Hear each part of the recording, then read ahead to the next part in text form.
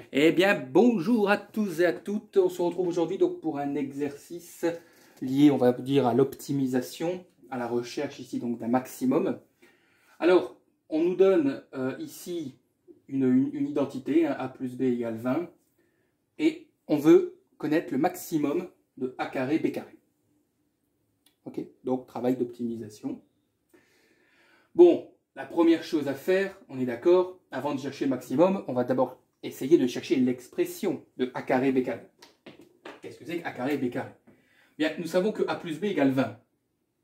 On peut aisément dire que b est égal à 20 moins a.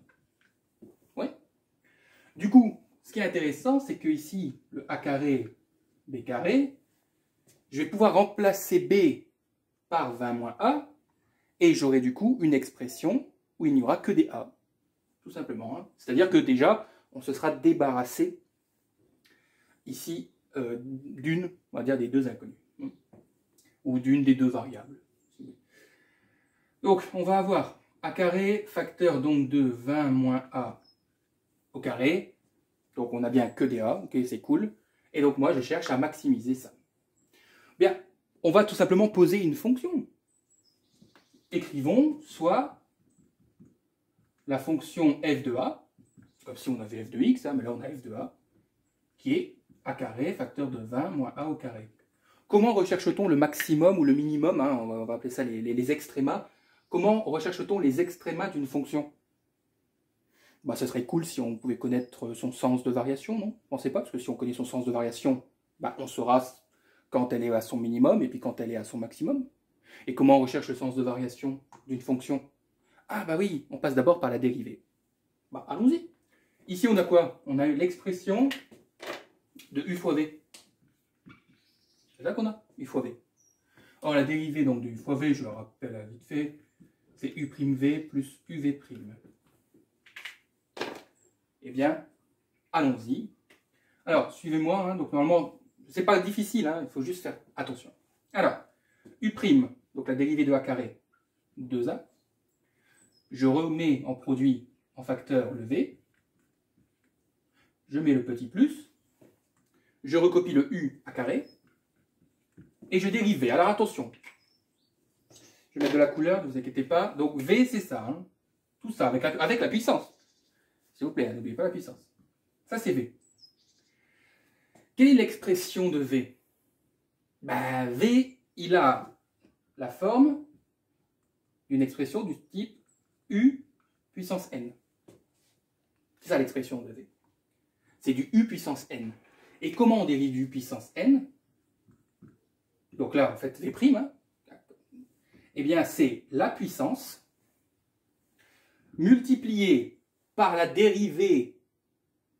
En fait, allez, on va dire ça comme ça simplement. Par la dérivée de ce qu'il y a dans la parenthèse. Hein, la dérivée de u, ben, le 20 moins a. Donc u'. Et on va tout recopier. Donc on va recopier le u, mais on va lui enlever une puissance. n-a. Vous allez voir que dans la pratique, c'est peut-être même plus facile à comprendre dans la pratique que dans la théorie.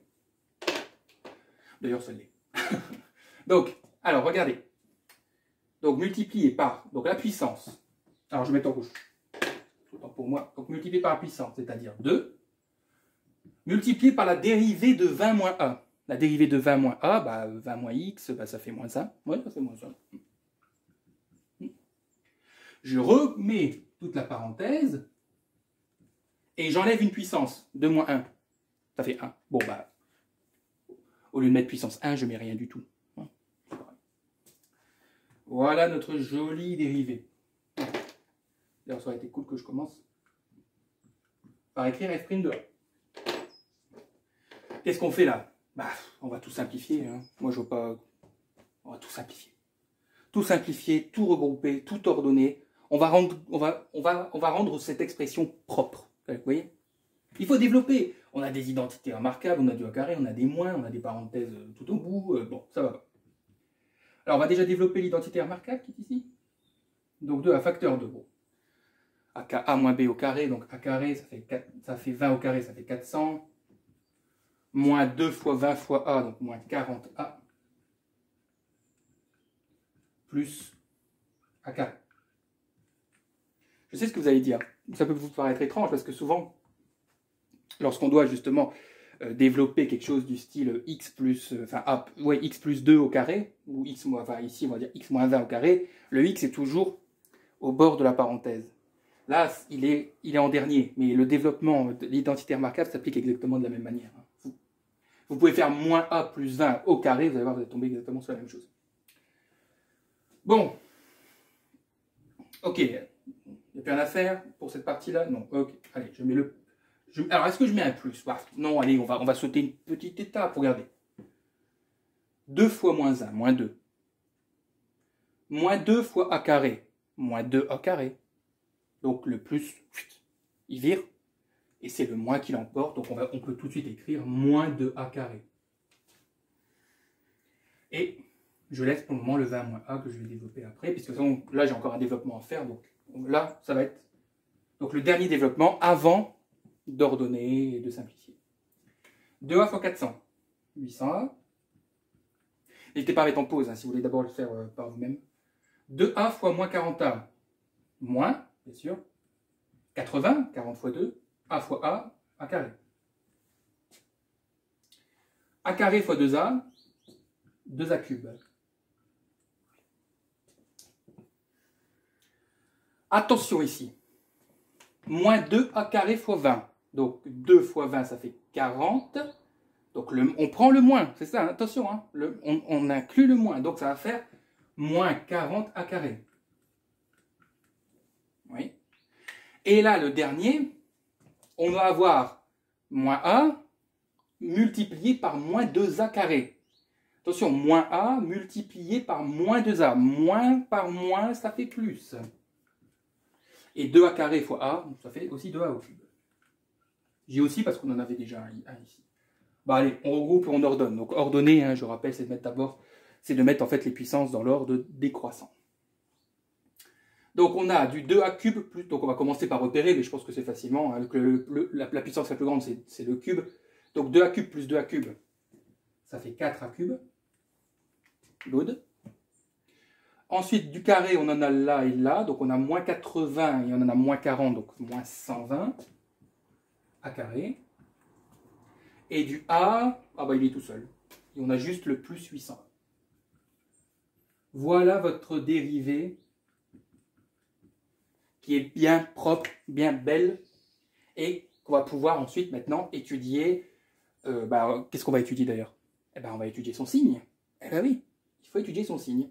Et on a un polynôme du 3e degré.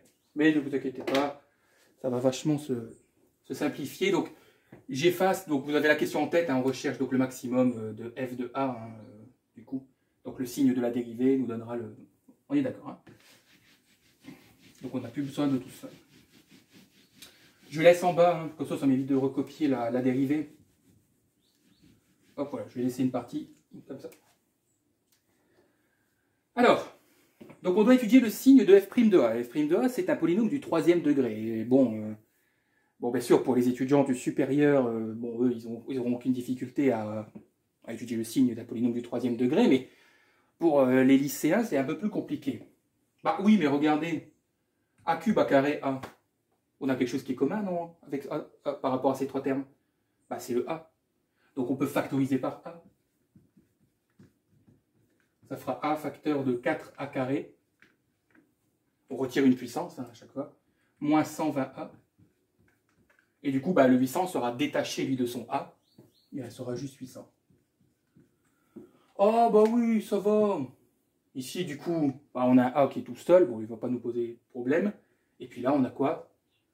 Oui, on a un polynôme du 2e degré. Alors, pour étudier donc le signe, oui, je ne l'ai pas dit au début, c'est vrai que c'était une petite... mais c'est pas très très grave, hein. C'est juste que A et B sont strictement positives. Hein. Donc voilà, les valeurs sont strictement positives. Ça ne change pas grand chose, d'ailleurs ça simplifie une bonne partie du travail. Parce que du coup votre tableau de variation il est coupé en deux. Alors, donc, pour étudier le signe, A c'est facile, puisqu'on vient de dire que A et B étaient positifs. Bon, ici on a un polynôme du 2e degré, donc on va d'abord résoudre l'équation 4a carré moins 120a plus 800 égale 0 pour déterminer les racines du polynôme, si bien sûr elles existent. Donc on calcule le discriminant. Alors b carré, donc ça fait moins, donc je ne vais pas trop vite, hein, moins 120 au carré, moins 4 fois a, donc 4, fois c, 800. Vous tapez tout ça sur votre calculatrice et vous tombez sur 1600. Donc delta est positif, oui, delta, le discriminant est positif. Deux racines, on va les appeler A1 et A2. Donc, moins B, donc attention, moins 120, donc ça fait 120. Moins racine de delta, bah tiens, c'est bien, ça tombe juste, la racine de 1600, ça fait 40. Sur 2A, donc A vaut 4. Oui, attention, hein, 2A, le A, là, le coefficient, hein, le réel hein, qui multiplie, hein, pas le A, pas la variable, hein, attention. Donc ça fait 8.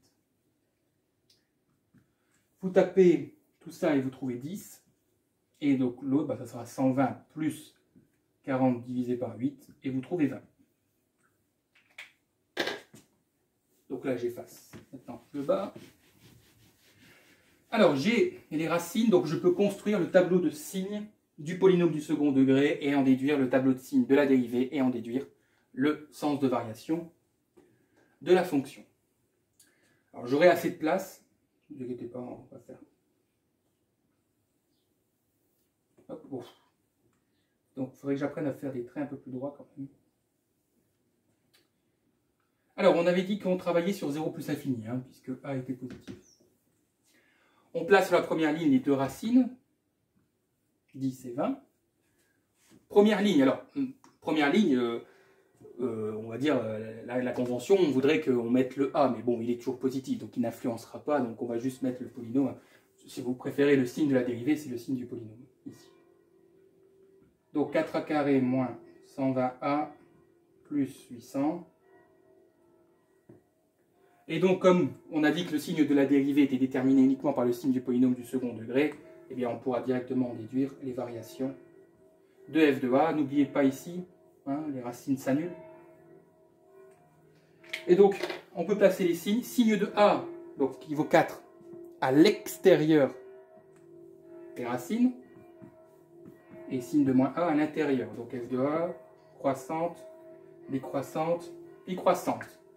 Qu'est-ce qu'on recherchait? Le maximum. Alors, bon, bah déjà, ça ne peut pas être ça, puisque la fonction continue à croître. Ça ne peut pas être là, puisque la fonction diminue. Et ça ne peut pas être en l'infini, puisque l'infini n'est pas considéré comme un extréma. Bon, bah effectivement, hein. La seule possibilité, c'est celui-ci.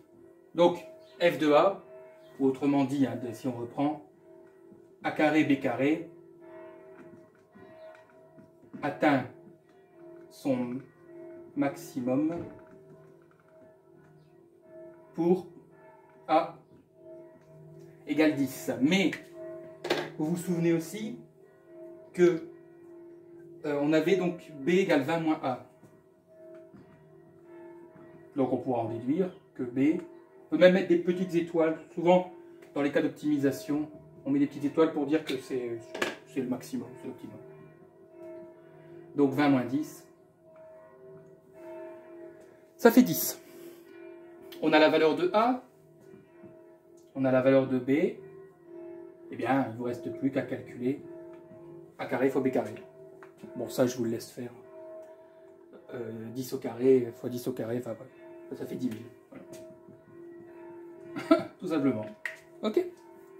Voilà, c'était un petit exercice de réflexion. Hein. Ça nous a fait travailler pas mal de petites choses. Voilà, merci à vous. Hein. N'hésitez pas, bien sûr, à liker et à vous abonner. Et on se retrouve très bientôt pour une nouvelle vidéo.